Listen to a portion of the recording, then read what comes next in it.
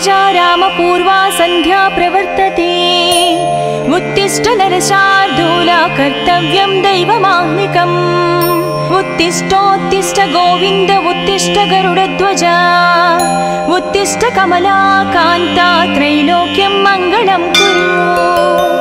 मातः समस्त जगतां मधुकैटभारे वक्षो विहारिणि मनोहर दिव्यमूर्ते श्री स्वामी निश्रित जनप्रिय दानशीले श्री वेंकटेश दयते तव सुप्रभातम्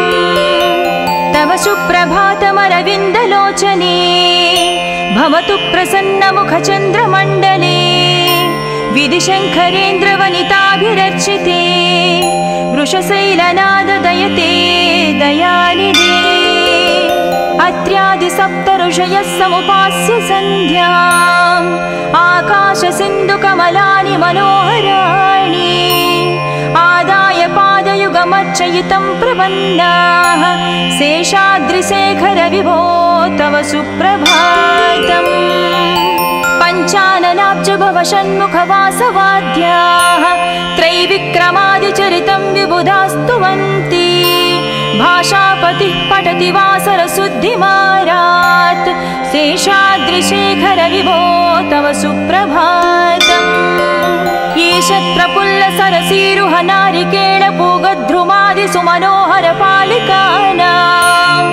आवाति मन्दमनिलसह दिव्यगन्धैः शेषाद्रिशेखर विभो तव सुप्रभातम् उन्मील्य नेत्रयुगमुत्तम पञ्जरस्ताः पात्रावशिष्ट कदलीस्थलपायसानि भुक्त्या सलीलमदखेळ सुखा पठन्ति शेषाद्रिशेखर विभो तव सुप्रभातम् तन्त्री प्रकर्ष मधुरस्वनयादि पञ्चा गायत्यनन्तचरितं तव नारदोऽपि भाषा समग्रमसरत्कृतचारुरम्यम् शेषाद्रिशेखर विभो तव सुप्रभातम् भृङ्गावळी च मकरन्दरसानुविद्ध जङ्कारगीतनिनदैः सह सेवनाय निर्यात्युपान्त सरसी कमलोदरेभ्यः शेषाद्रिशेखर विभो तव सुप्रभातम् योषा गणेन वरदत्नि विमध्यमाने गोशालयेषु दधिमन्थन तीव्रघोषाः रोषात् कलिं विदधते ककुपञ्चकुम्भाः शेषाद्रिशेखर विभो तव सुप्रभातम् पद्मेशमित्रशतपत्रगतालिवर्गाः हर्तुं श्रियं कुवलयस्य निजाङ्गलक्ष्म्याः भेरीनिनादमनबिभ्रति तीव्रनादां शेषाद्रिशेखर विभो तव सुप्रभातम् श्रीमन्नभीष्टवरदाखिल लोकबन्धो श्री श्रीनिवास जगदेकदयैकसिन्धो श्रीदेवता गुहभुजान्तर दिव्यमूर्ते श्रीवेङ्कटाचलपते तव सुप्रभातम् श्रीमन्नभीष्टवरदाखिल लोकबन्धो श्री श्रीनिवास जगदेश दयैकसिन्धो श्रीदेवता गृहभुजान्तर दिव्यमूर्ते श्रीवेङ्कटाचलपते तव सुप्रभातम् श्री स्वामी पुष्करिणिकाप्लव निर्मलाङ्गाः श्रेयाधिनो हर विरिञ्चि सनन्दनाद्याः द्वारे वसन्ति वरनेत्र हतोत्तमाङ्गाः श्रीवेङ्कटाचलपते तव सुप्रभातम् श्रीशेषशैल गरुडाचल वेङ्कटाद्रि नारायणाद्रि वृषभाद्रि वृषाद्रि मुख्या आख्यां त्वदीय वसतिरनिशं वदन्ति श्रीवेङ्कटाचलपते तव सुप्रभातम् सेवापराः शिवसुरेश कृशानुधर्म रक्षो भुराद पवमानदनादिनाद बद्धाञ्जलि प्रविलसन्निध शीर्षदेश श्रीवेङ्कटाचलपते तव सुप्रभातम्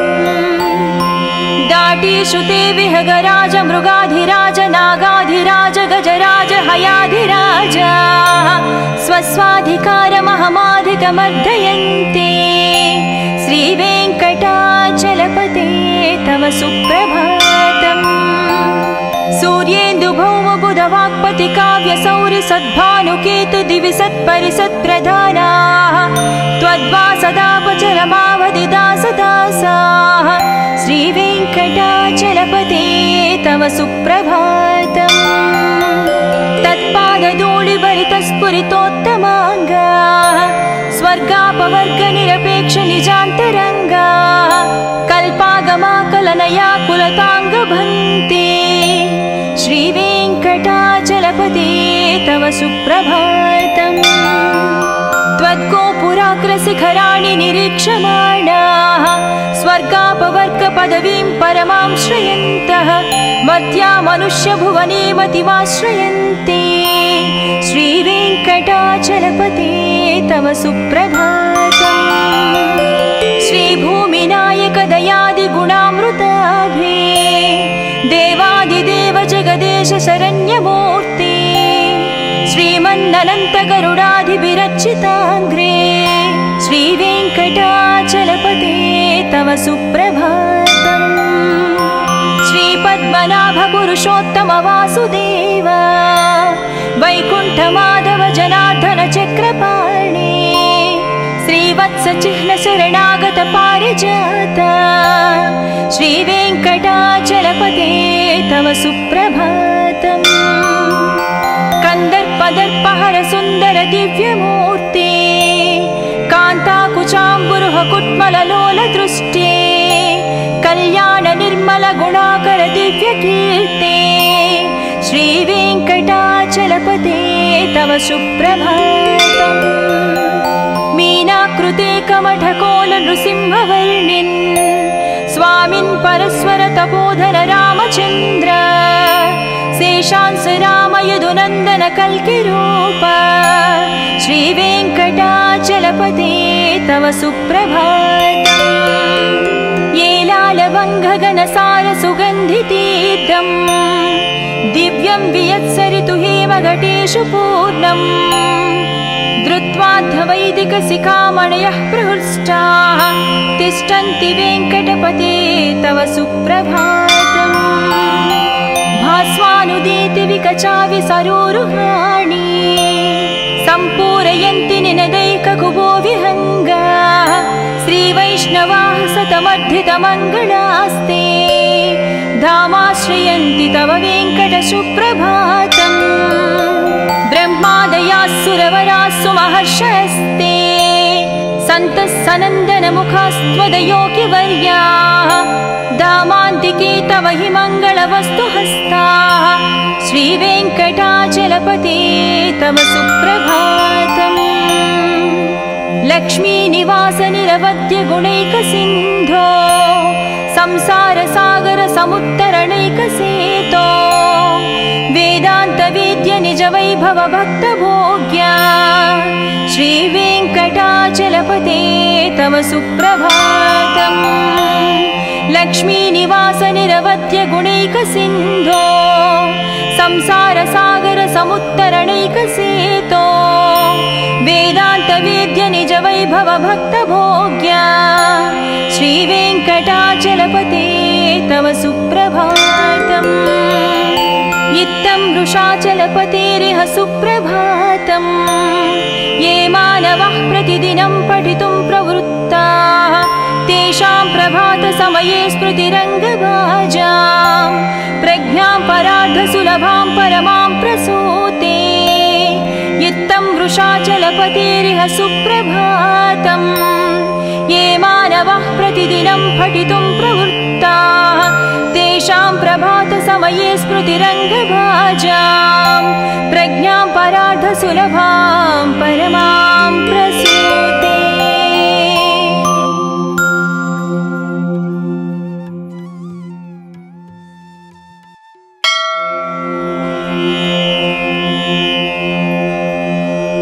कौसल्या सुप्रजा रामपूर्वा सन्ध्या प्रवर्तते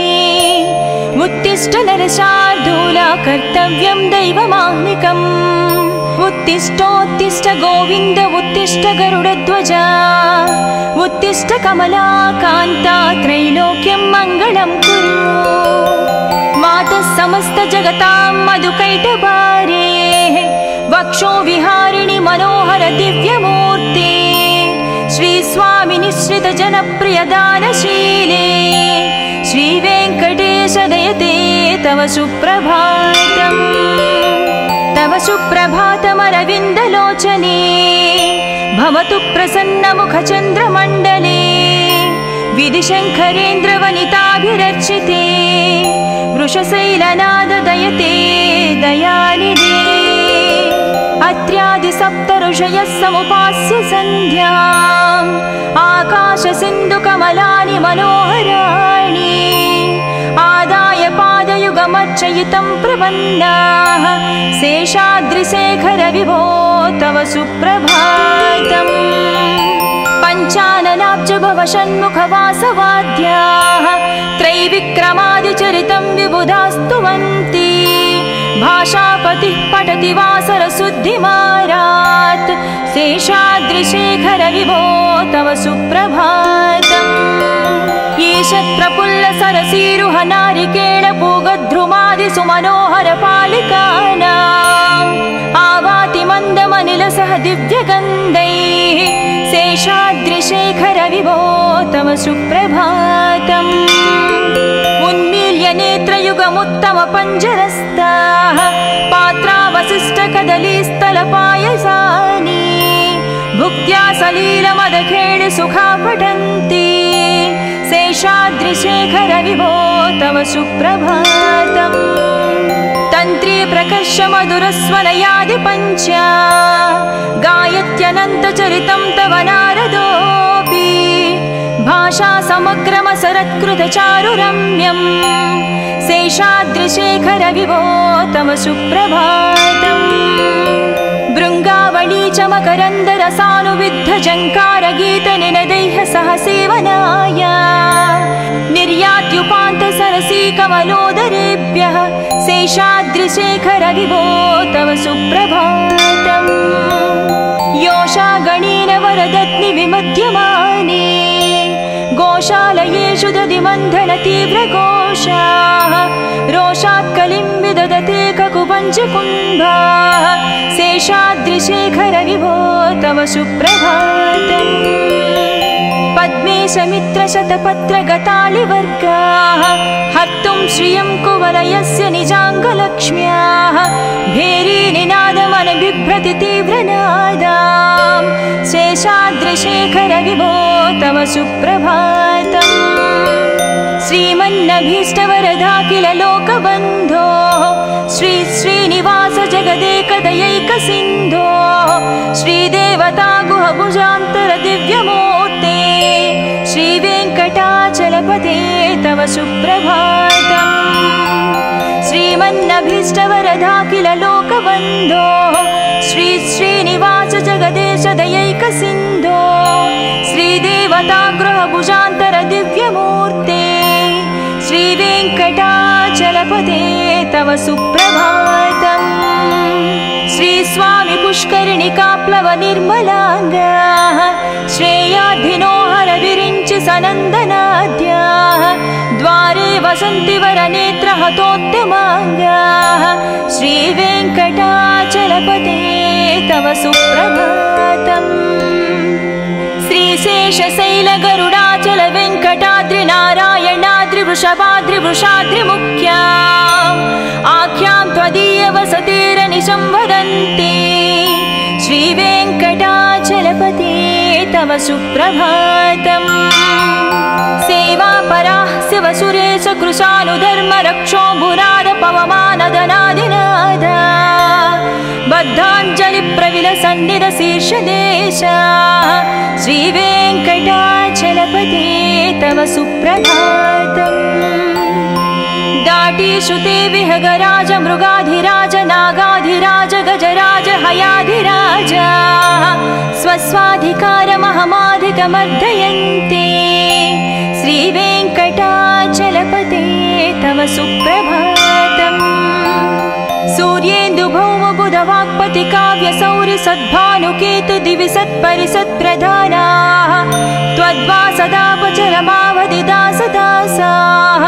श्रीवेङ्कटाचलपते सुप्रभातम् तत्पादधूलिभरितस्फुरितोत्तमाङ्गा स्वर्गापवर्गनिरपेक्ष निजान्तरङ्गा कल्पागमाकलनया कुलताङ्गभन्ते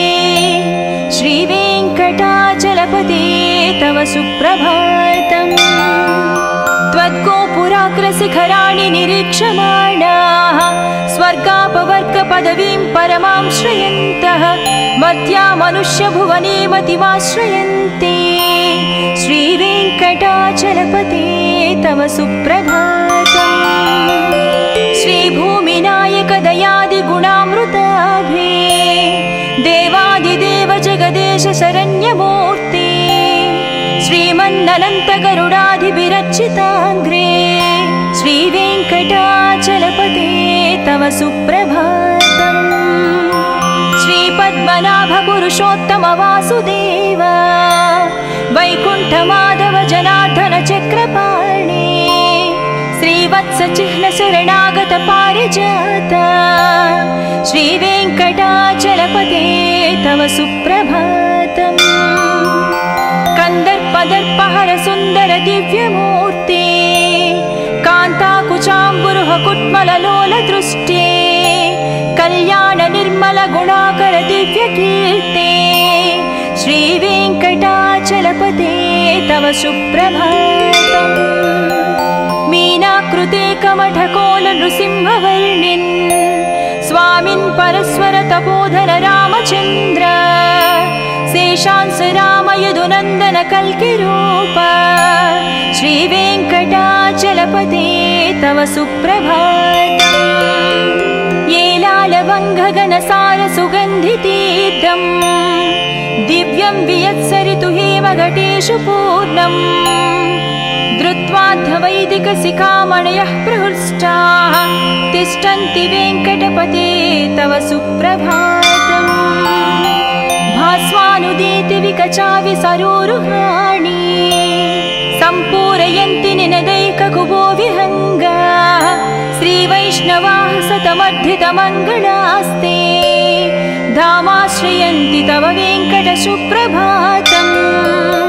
ब्रह्मादयास्सुरवरास्सु महर्षयस्ते सन्तः सनन्दनमुखास्त्वदयोगिवर्याः धामान्तिके तव हि मङ्गलवस्तुहस्ताः श्रीवेङ्कटाचलपते तव सुप्रभातम् लक्ष्मीनिवास निरवद्य गुणैकसिन्धो संसारसागर समुत्तरणैकसेतो वेदान्तवेद्य निज वैभव भक्तभोग्या श्रीवेङ्कटाचलपते तव सुप्रभातम् लक्ष्मीनिवास निरवद्य गुणैकसिन्धो संसारसागर समुत्तरणैकसेतो वेदान्तवेद्य निज वैभव भक्तभोग्या श्रीवेङ्कटाचलपते तव सुप्रभातम् इत्थं वृषाचलपतेरिह सुप्रभातम् ये मानवः प्रतिदिनं पठितुं प्रवृत्ताः तेषां प्रभातसमये स्मृतिरङ्गभाजां प्रज्ञां परार्धसुलभां परमां प्रसूते इत्थं वृषाचलपतेरिह सुप्रभातम् ये मानवः प्रतिदिनं पठितुं प्रवृत्ताः तेषां प्रभातसमये स्मृतिरङ्गभाजां प्रज्ञां परार्धसुलभां परमां प्रसूते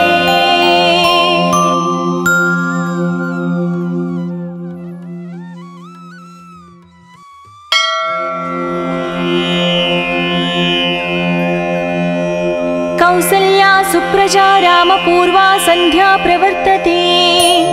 उत्तिष्ठ नरशार्दूला कर्तव्यं दैवमाह्निकम् उत्तिष्ठोत्तिष्ठ गोविन्द उत्तिष्ठ गरुडध्वजा उत्तिष्ठ कमलाकान्ता त्रैलोक्यं मङ्गलं कुरु मातः समस्त जगतां मधुकैटभारे वक्षो विहारिणि मनोहर दिव्यमूर्ते श्रीस्वामि निश्रित जनप्रिय दानशीले श्रीवेङ्कटेश दयते तव सुप्रभातम् तव सुप्रभातमरविन्दलोचने भवतु प्रसन्नमुखचन्द्रमण्डले विधिशङ्करेन्द्रवनिताभिरर्चिते वृषशैलनाददयते दयानिधे अत्र्यादिसप्तऋषयः समुपास्य सन्ध्याम् आकाशसिन्धुकमलानि मनोहराणि आदाय पादयुगमर्चयितं प्रपन्नाः शेषाद्रिशेखर विभो तव सुप्रभातम् पञ्चाननाब्ज भव षण्मुखवासवाद्याः त्रैविक्रमादिचरितं विबुधास्तुवन्ति भाषापतिः पठति वासरशुद्धिमारात् शेषाद्रिशेखर विभो तव सुप्रभातम् ईशत्प्रफुल्लसरसीरुह नारिकेळपूगद्रुमादिसुमनोहरपालिकानाम् आवाति मन्दमनिलसह दिव्यगन्धैः शेषाद्रिशेखर विभो तव सुप्रभातम्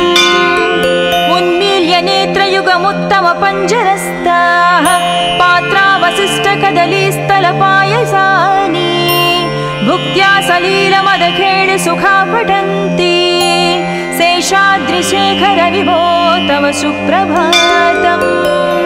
तन्त्री प्रकर्ष मधुरस्वनयादिपञ्चा गायत्यनन्तचरितं तव नारदोऽपि भाषा समग्रमसरत्कृतचारुरम्यम् शेषाद्रिशेखर विभो तव सुप्रभातम् भृङ्गावळी च मकरन्दरसानुविद्धजङ्कारगीतनिनदैः सह सेवनाय निर्यात्युपान्तसरसी कमलोदरेभ्यः शेषाद्रिशेखर विभो तव सुप्रभातम् योषा गणेन वरदत्नि विमध्यमाने गोशालयेषु दधिमन्थनतीव्रघोषाः रोषात् कलिं विदधते ककुपञ्चकुम्भाः शेषाद्रिशेखर विभो तव सुप्रभातम् पद्मेशमित्रशतपत्रगतालिवर्गाः हर्तुं श्रियं कुवलयस्य निजाङ्गलक्ष्म्याः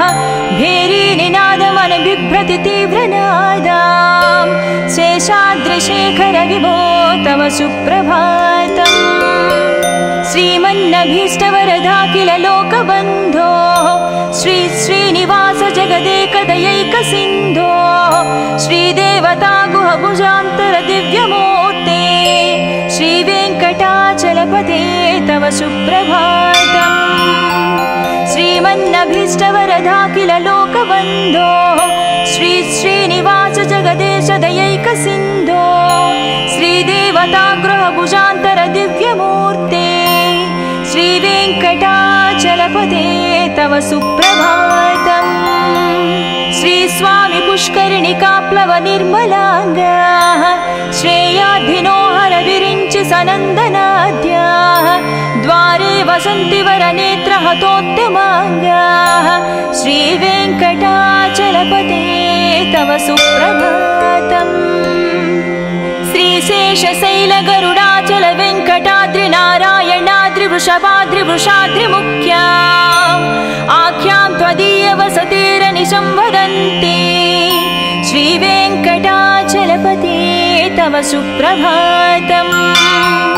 सेवापराः शिवसुरेश कृशानुधर्मरक्षोऽम्बुनाद पवमानदनादिनाद बद्धाञ्जलिप्रविलसन्निधशीर्षदेशा श्रीवेङ्कटाचलपते तव सुप्रभातम् दाटीश्रुते विहगराज मृगाधिराज नागाधिराज गजराज हयाधिराज स्वस्वाधिकारमहमाधिकमर्दयन्ते श्रीवेङ्कटाचलपते तव सुप्रभातम् सूर्येन्दुभौमबुधवाक्पति काव्यसौरि सद्भानुकेतु दिवि सत्परिसत्प्रधानाः त्वद्वासदापचरमावधिदासदासाः श्रीवेङ्कटाचलपते तव सुप्रभातम् तत्पादधूलिभरितस्फुरितोत्तमाङ्गाः स्वर्गापवर्गनिरपेक्ष निजान्तरङ्गाः कल्पागमाकलनया कुलताङ्गभन्ते श्रीवेङ्कटा सुप्रभातम्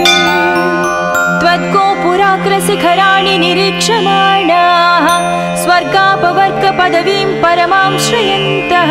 मर्त्या मनुष्यभुवने मतिमाश्रयन्ते श्रीवेङ्कटाचलपते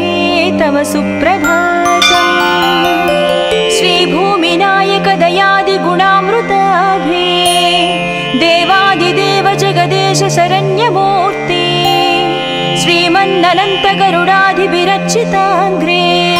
श्रीवेङ्कटाचलपते तव सुप्रभातम् श्रीपद्मनाभ पुरुषोत्तम वासुदेव वैकुण्ठमाधव जनार्दन चक्रपाणे श्रीवत्सचिह्न शरणागत पारिजात श्रीवेङ्कटाचलपते तव सुप्रभातम् कन्दर्पदर्पहर सुन्दर दिव्यमूर्ते कान्ताकुचाम्बुरुह कुट्मललोल दृष्टे कल्याण निर्मल गुणाकर दिव्यकीर्ते श्रीवेङ्कटाचलपते तव सुप्रभातम् मीनाकृते कमठकोल नृसिंहवर्णिन् स्वामिन् परस्वर तपोधन रामचन्द्र शेषांस राम यदुनन्दन कल्किरूप श्रीवेङ्कटाचलपते तव सुप्रभातम् येलालवङ्घगनसार सुगन्धितीर्थम् दिव्यं वियत्सरितु हेमघटेषु पूर्णम् धृत्वाद्धवैदिकशिखामणयः प्रहृष्टाः तिष्ठन्ति वेङ्कटपते तव सुप्रभातम् भास्वानुदीति विकचाविसरोरुहाणि सम्पूरयन्ति निनदैककुबो विहङ्गाः श्रीवैष्णवाः सतमर्धितमङ्गलास्ते धामाश्रयन्ति तव वेङ्कटसुप्रभातम् ब्रह्मादयाः सुरवराः सुमहर्षयस्ते सन्तः सनन्दनमुखास्त्वदयोगिवर्याः धामान्तिके तव हि मङ्गलवस्तुहस्ताः श्रीवेङ्कटाचलपते तव सुप्रभातम् लक्ष्मीनिवास निरवध्य गुणैकसिन्धो संसारसागर समुत्तरणैकसेतो वेदान्तवेद्य निज वैभव भक्तभोग्या श्रीवेङ्कटाचलपते तव सुप्रभातम् लक्ष्मीनिवास निरवध्य गुणैकसिन्धो संसारसागर समुत्तरणैकसेतो वेदान्तवेद्य निज वैभव भक्तभोग्या श्रीवेङ्कटाचलपते तव सुप्रभातम् इत्थं वृषाचलपतेरिह सुप्रभातम् ये मानवः प्रतिदिनं पठितुं प्रवृत्ताः तेषां प्रभातसमये स्मृतिरङ्गभाजां प्रज्ञां परार्धसुलभां परमां प्रसूते इत्थं वृषाचलपतेरिह सुप्रभातम् ये मानवः प्रतिदिनं पठितुं प्रवृत्ताः तेषां प्रभातसमये स्मृतिरङ्गभाजां प्रज्ञां परार्धसुलभां परमां प्रसूते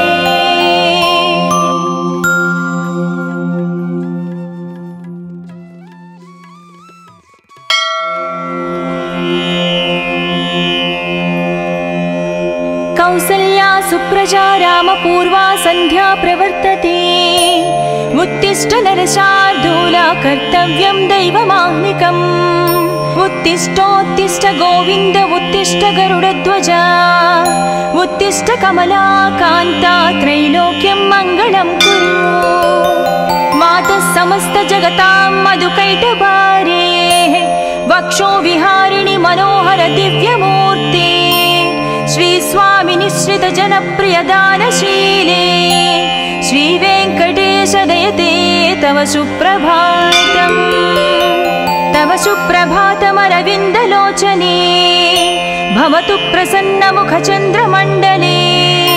विधिशङ्करेन्द्रवनिताभिरर्चिते वृषशैलनाद दयते दयानिधे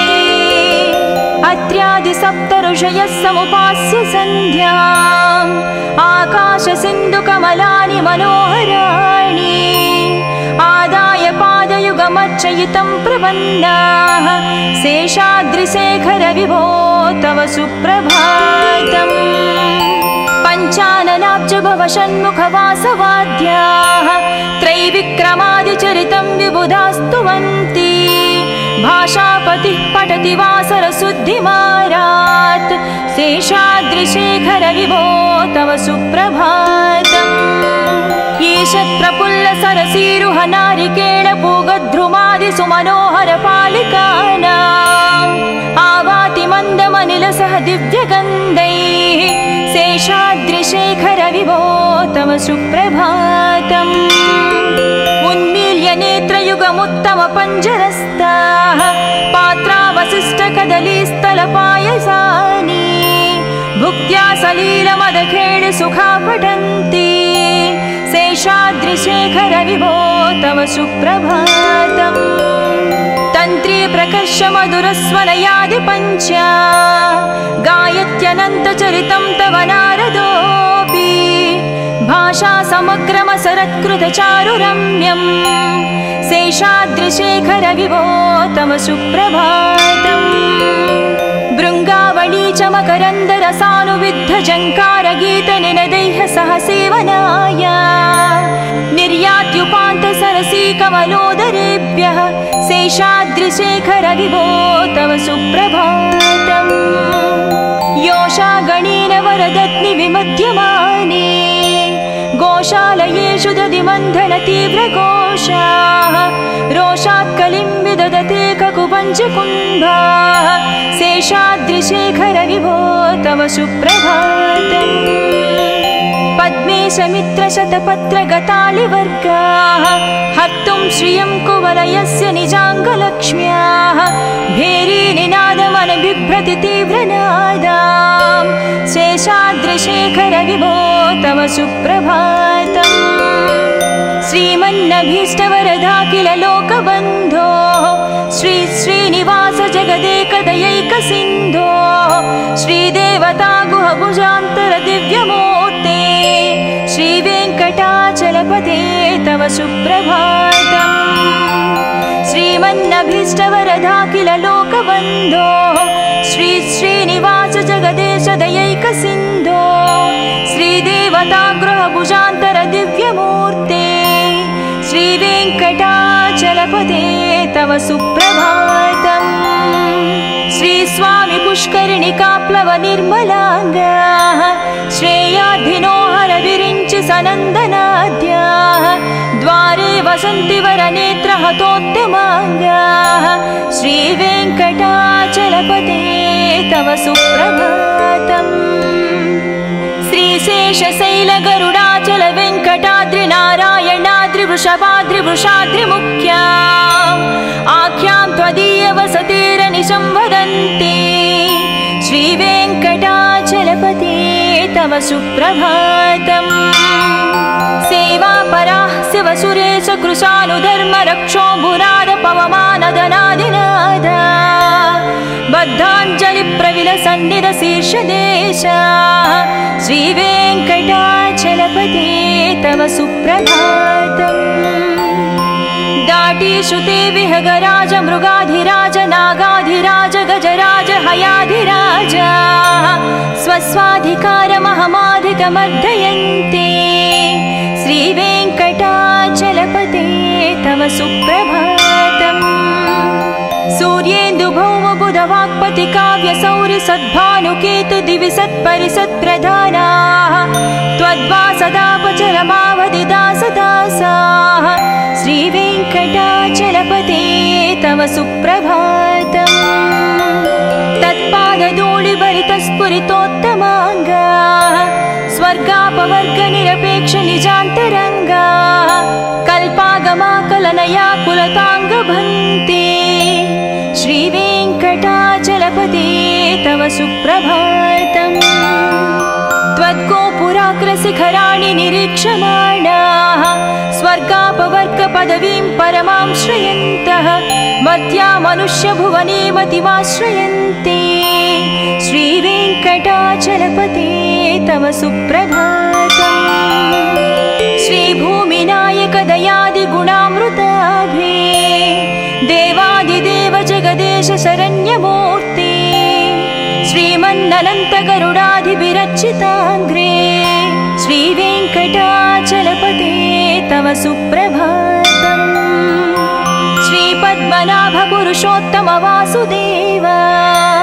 वैकुण्ठमाधव जनार्दन चक्रपाणे श्रीवत्स चिह्न शरणागत पारिजात श्रीवेङ्कटाचलपते तव सुप्रभातम् कन्दर्पदर्पहर सुन्दर दिव्यमूर्ते कान्ताकुचाम्बुरुह कुट्मललोल दृष्टे कल्याण निर्मल गुणाकर दिव्यकीर्ते श्रीवेङ्कटाचलपते तव सुप्रभातम् मीनाकृते कमठकोल नृसिंहवर्णिन् स्वामिन् परस्वर तपोधन रामचन्द्र शेषांस राम यदुनन्दन कल्किरूप श्रीवेङ्कटाचलपते तव सुप्रभातम् येलालवङ्घगणसार सुगन्धितीर्थम् दिव्यं वियत्सरितु हेमघटेषु पूर्णम् धृत्वाद्धवैदिकशिखामणयः प्रहृष्टाः तिष्ठन्ति वेङ्कटपते तव सुप्रभातम् भास्वानुदीति विकचाविसरोरुहाणि सम्पूरयन्ति निनदैककुभो विहङ्गा श्रीवैष्णवाः सतमर्धितमङ्गलास्ते धामाश्रयन्ति तव वेङ्कटसुप्रभातम् ब्रह्मादयास्सुरवरास्सु महर्षयस्ते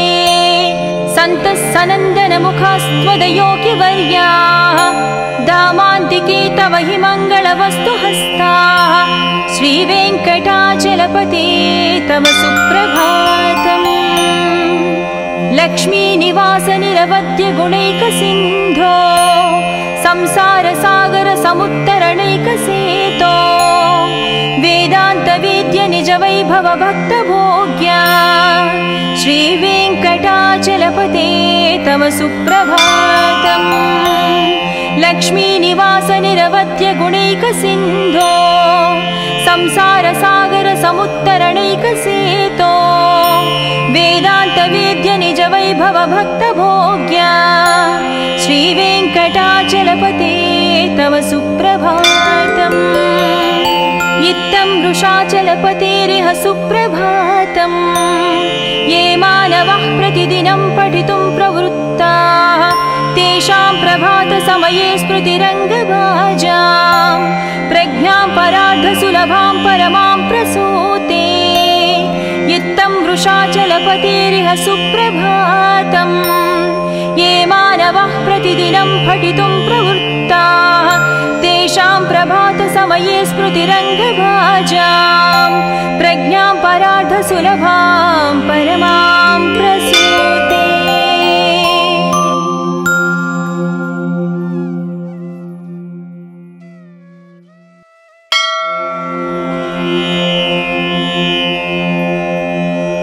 कौसल्या सुप्रजा रामपूर्वा सन्ध्या प्रवर्तते उत्तिष्ठ नरशार्दूला कर्तव्यं दैवमाह्निकम् उत्तिष्ठोत्तिष्ठ गोविन्द उत्तिष्ठ गरुडध्वजा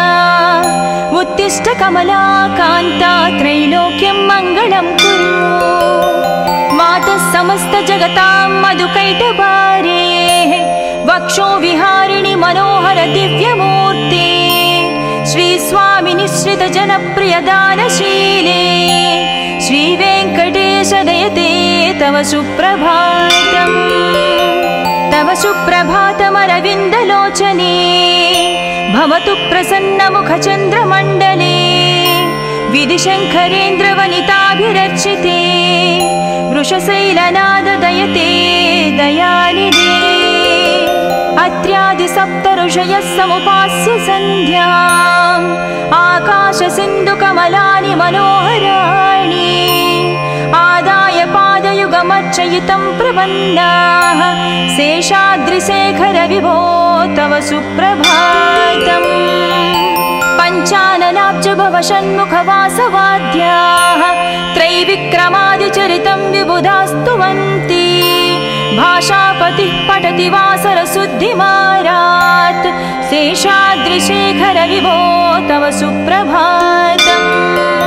ईषत्प्रफुल्लसरसीरुह नारिकेळ पूगद्रुमादिसुमनोहरपालिकानाम् आवाति मन्दमनिलसह दिव्यगन्धैः शेषाद्रिशेखर विभो तव सुप्रभातम् उन्मील्य नेत्रयुगमुत्तमपञ्जरस्ताः पात्रावशिष्टकदलीस्थलपायसानि भुक्त्या सलीलमदखेळि सुखा पठन्ति शेषाद्रिशेखर विभो तव सुप्रभातम् तन्त्री प्रकर्ष मधुरस्वनयादि पञ्चा गायत्यनन्तचरितं तव नारदोऽपि भाषा समग्रमसरत्कृतचारुरम्यम् शेषाद्रिशेखर विभो तव सुप्रभातम् भृङ्गावळी च मकरन्दरसानुविद्धझङ्कारगीतनिनदैः सह सेवनाय निर्यात्युपान्तसरसी कमलोदरेभ्यः शेषाद्रिशेखर विभो तव सुप्रभातम् योषा गणेन वरदत्नि विमध्यमाने गोशालयेषु दधिमन्थन तीव्रघोषाः रोषात् कलिं विदधते ककुपञ्चकुम्भाः शेषाद्रिशेखर विभो तव सुप्रभातम् पद्मेशमित्रशतपत्रगतालिवर्गाः हर्तुं श्रियं कुवलयस्य निजाङ्गलक्ष्म्याः भेरीनिनादमनबिभ्रति तीव्रनादां शेषाद्रिशेखर विभो तव सुप्रभातम् श्रीमन्नभीष्टवरदाखिल लोकबन्धो श्री श्रीनिवास जगदेकदयैकसिन्धो श्रीदेवता गुहभुजान्तर दिव्यमूर्ते श्रीवेङ्कटाचलपते तव सुप्रभातम् श्रीमन्नभीष्टवरदाखिल लोकबन्धो श्री श्रीनिवास जगदेश दयैकसिन्धो श्रीदेवता गृहभुजान्तर दिव्यमूर्ते श्रीवेङ्कटाचलपते तव सुप्रभातम् श्रीस्वामि पुष्करिणिकाप्लव निर्मलाङ्गाः श्रेयाधिनोहर विरिञ्चि सनन्दनाद्याः द्वारे वसन्ति वरनेत्रहतोत्तमाङ्गाः श्रीवेङ्कटाचलपते तव सुप्रभातम् श्रीशेषशैलगरुडाचल वेङ्कटाद्रिनारायणाद्रिवृषभाद्रिवृषाद्रिमुख्या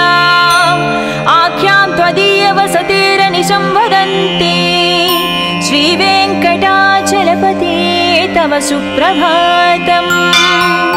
सेवापराः शिवसुरेश कृशानुधर्मरक्षोऽम्बुनाद पवमानदनादिनादा बद्धाञ्जलिप्रविलसन्निधशीर्षदेशा श्रीवेङ्कटाचलपते तव सुप्रभातम् दाटीश्रुते विहगराज मृगाधिराज नागाधिराज गजराज हयाधिराज स्वस्वाधिकारमहमाधिकमर्दयन्ते श्रीवेङ्कटाचलपते तव सुप्रभातम् सूर्येन्दुभौमबुधवाक्पति काव्यसौरि सद्भानुकेतु दिवि सत्परिसत्प्रधानाः त्वद्वासदापचरमावधिदासदासाः श्रीवेङ्कटाचलपते तव सुप्रभातम् तत्पादधूलिभरितस्फुरितोत्तमाङ्गाः स्वर्गापवर्गनिरपेक्षनिजान्तरङ्गाः कल्पागमाकलनया कुलताङ्गभन्ते श्रीवेङ्कटाचलपते तव सुप्रभातम्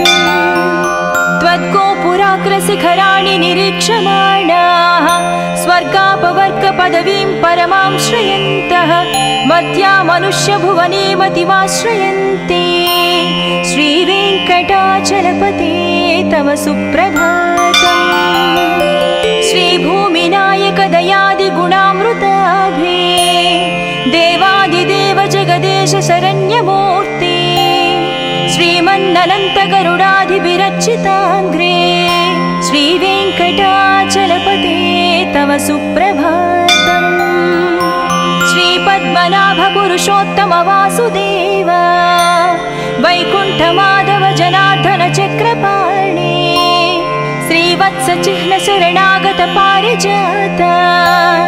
श्रीवेङ्कटाचलपते तव सुप्रभातम् कन्दर्पदर्पहर सुन्दर दिव्यमूर्ते कान्ताकुचाम्बुरुह कुट्मललोल दृष्टे कल्याण निर्मल गुणाकर दिव्यकीर्ते श्रीवेङ्कटाचलपते तव सुप्रभातम् मीनाकृते कमठकोल नृसिंहवर्णिन्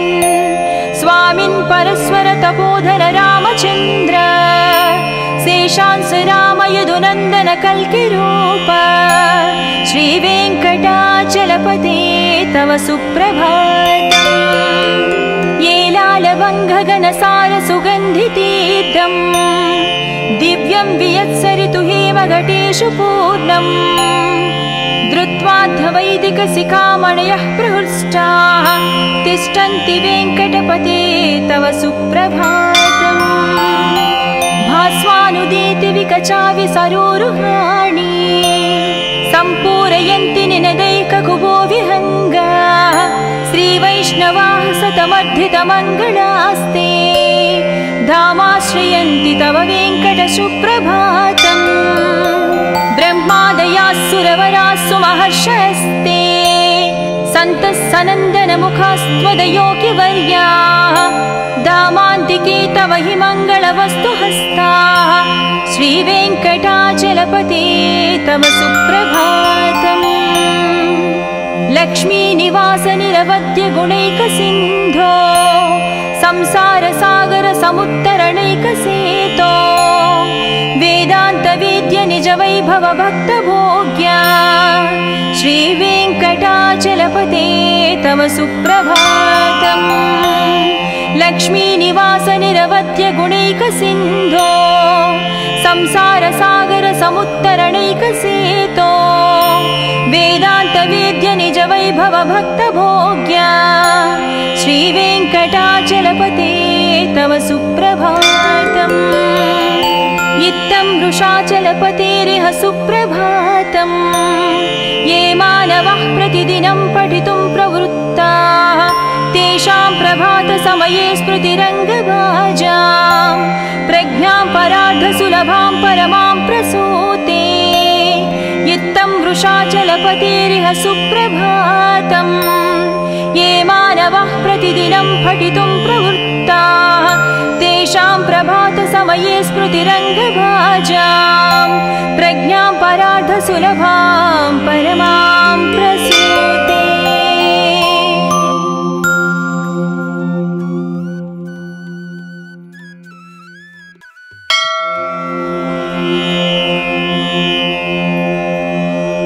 कौसल्या सुप्रजा रामपूर्वा सन्ध्या प्रवर्तते उत्तिष्ठ नरशार्दूला कर्तव्यं दैवमाह्निकम् उत्तिष्ठोत्तिष्ठ गोविन्द उत्तिष्ठ गरुडध्वजा उत्तिष्ठ कमला कान्ता त्रैलोक्यं मङ्गलं कुरु मातः समस्त जगतां मधुकैटभारे वक्षो विहारिणि मनोहर दिव्यमूर्ते श्री स्वामी निश्रित जनप्रिय दानशीले श्रीवेङ्कटेश दयते तव सुप्रभातम्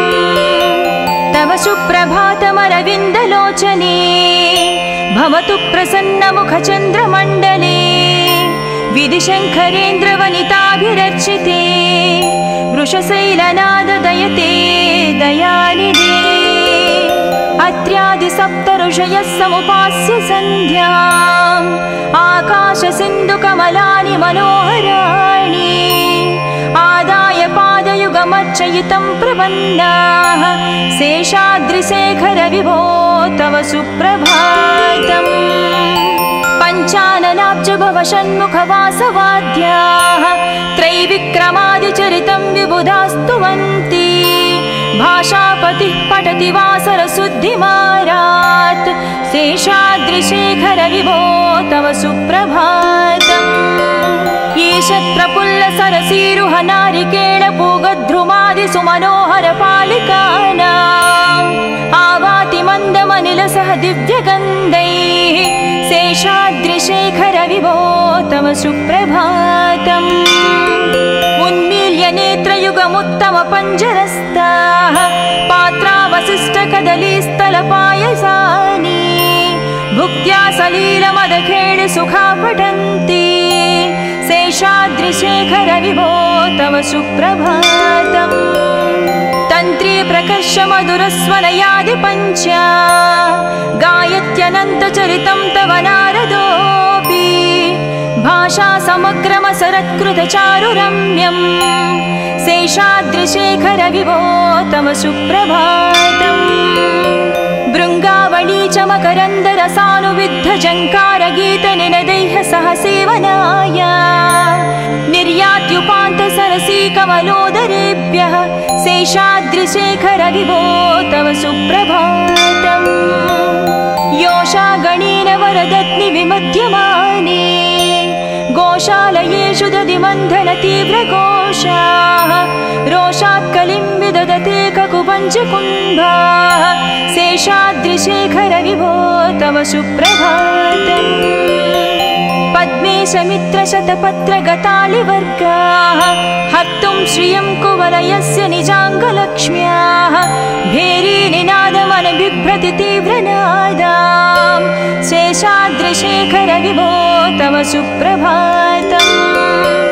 श्रीमन्नभीष्टवरदाखिल लोकबन्धो श्री श्रीनिवास जगदेकदयैकसिन्धो श्रीदेवता गुहभुजान्तर दिव्यमूर्ते श्रीवेङ्कटाचलपते तव सुप्रभातम् श्रीमन्नभीष्टवरदाखिल लोकबन्धो श्री श्रीनिवास जगदेश दयैकसिन्धो श्रीदेवता गृहभुजान्तर दिव्यमूर्ते श्रीवेङ्कटाचलपते तव सुप्रभातम् श्रीस्वामि पुष्करिणिकाप्लव निर्मलाङ्गाः श्रेयाधिनो हर विरिञ्चि सनन्दनाद्याः द्वारे वसन्ति वरनेत्र हतोत्तमाङ्गाः श्रीवेङ्कटाचलपते तव सुप्रभातम् श्रीशेषशैलगरुडाचल वेङ्कटाद्रि नारायणाद्रि वृषभाद्रि वृषाद्रिमुख्या आख्यां त्वदीयवसतिरनिशं वदन्ति श्रीवेङ्कटाचलपते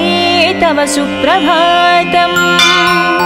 सेवापराः शिवसुरेश कृशानुधर्म रक्षो भुराद पवमानदनादिनाद बद्धाञ्जलिप्रविलसन्निध शीर्षदेश श्रीवेङ्कटाचलपते तव सुप्रभातम् दाटीषुते विहगराज मृगाधिराज नागाधिराज गजराज हयाधिराज स्वस्वाधिकारमहमाधितमर्दयन्ते श्रीवेङ्कटाचलपते तव सुप्रभातम् सूर्येन्दुभौमबुधवाक्पति काव्यसौरि सद्भानुकेतु दिवि सत्परिसत्प्रधानाः त्वद्वासदापचरमावधिदासदासाः श्रीवेङ्कटाचलपते तव सुप्रभातम् तत्पादधूलिभरितस्फुरितोत्तमाङ्गाः स्वर्गापवर्गनिरपेक्ष निजान्तरङ्गाः कल्पागमाकलनया कुलताङ्गभन्ते श्रीवेङ्कटाचलपते तव सुप्रभातम् त्वद्गोपुराग्रशिखराणि निरीक्षमाणाः स्वर्गापवर्गपदवीं परमां श्रयन्तः मर्त्या मनुष्यभुवने मतिमाश्रयन्ते श्रीवेङ्कटाचलपते तव सुप्रभातम् श्रीभूमिनायक दयादिगुणामृताभे देवादिदेव जगदेश शरण्यमूर्ते श्रीमन्ननन्त गरुडाधिभिरर्चिताङ्घ्रे श्रीवेङ्कटाचलपते तव सुप्रभातम् श्रीपद्मनाभ पुरुषोत्तम वासुदेव वैकुण्ठ माधव जनार्दन चक्रपाणे श्रीवास वत्सचिह्न शरणागत पारिजात श्रीवेङ्कटाचलपते तव सुप्रभातम् कन्दर्पदर्पहर सुन्दर दिव्यमूर्ते कान्ताकुचाम्बुरुह कुट्मललोल दृष्टे कल्याण निर्मल गुणाकर दिव्यकीर्ते श्रीवेङ्कटाचलपते तव सुप्रभातम् मीनाकृते कमठकोल नृसिंहवर्णिन् स्वामिन् परस्वर तपोधर रामचन्द्र शेषांस राम यदुनन्दन कल्किरूप श्रीवेङ्कटाचलपते तव सुप्रभातम् येलालवङ्घगनसार सुगन्धितीर्थम् दिव्यं वियत्सरितु हेमघटेषु पूर्णम् धृत्वाद्धवैदिकशिखामणयः प्रहृष्टाः तिष्ठन्ति वेङ्कटपते तव सुप्रभातम् भास्वानुदीति विकचाविसरोरुहाणि सम्पूरयन्ति निनदैककुबो विहङ्गाः श्रीवैष्णवाः सतमर्धितमङ्गलास्ते धामाश्रयन्ति तव वेङ्कट सुप्रभातम् ब्रह्मादयास्सुरवरास्सु महर्षयस्ते सन्तः सनन्दनमुखास्त्वदयोगिवर्याः धामान्तिके तव हि मङ्गलवस्तु हस्ताः श्रीवेङ्कटाचलपते तव सुप्रभातम् लक्ष्मीनिवास निरवद्य गुणैकसिन्धो संसारसागर समुत्तरणैकसेतो वेदान्तवेद्य निज वैभव भक्तभोग्या श्रीवेङ्कटाचलपते तव सुप्रभातम् लक्ष्मीनिवास निरवद्य गुणैकसिन्धो संसारसागर समुत्तरणैकसेतो वेदान्तवेद्य निज वैभव भक्तभोग्या श्रीवेङ्कटाचलपते तव सुप्रभातम् इत्थं वृषाचलपतेरिह सुप्रभातम् ये मानवः प्रतिदिनं पठितुं प्रवृत्ताः तेषां प्रभातसमये स्मृतिरङ्गभाजां प्रज्ञां परार्धसुलभां परमां प्रसूते इत्थं वृषाचलपतेरिह सुप्रभातम् ये मानवः प्रतिदिनं पठितुं प्रवृत्ताः तेषां प्रभातसमये स्मृतिरङ्गभाजां प्रज्ञां परार्धसुलभां परमा